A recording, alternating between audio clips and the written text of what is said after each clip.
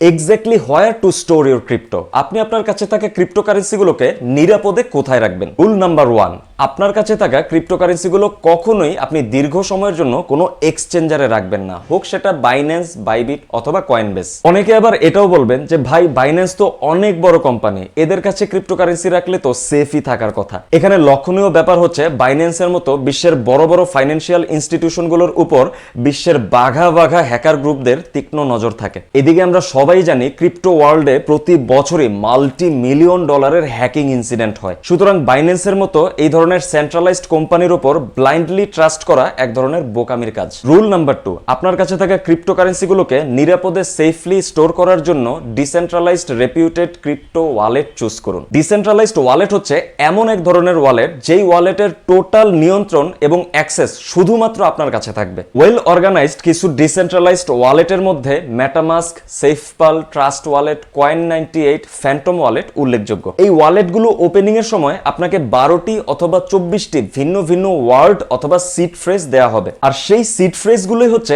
আপনার ওয়ালেট অ্যাক্সেসের পাসওয়ার্ড। আর যদি আপনার কাছে বড় অ্যামাউন্টের ফান্ড থাকে তাহলে সবচেয়ে নিখুঁত সিকিউরিটির জন্য হার্ডওয়্যার ওয়ালেট ইউজ করতে পারেন। হার্ডওয়্যার ওয়ালেটের বিশেষত্ব হচ্ছে আপনি চাইলেই আপনার পুরো ওয়ালেটকে কোল্ড স্টোরেজ বা অফলাইন করে রাখতে পারবেন। এর মানে হচ্ছে হ্যাকার যদি কোনোভাবে আপনার এই ওয়ালেটের তথ্য পেয়েও যায় আর সিড ফ্রেজ যদি তার কাছে থাকে, শুধুমাত্র এই সিড ফ্রেজের মাধ্যমে সে আপনার এই হার্ডওয়্যার ওয়ালেটকে হ্যাক করতে পারবে না।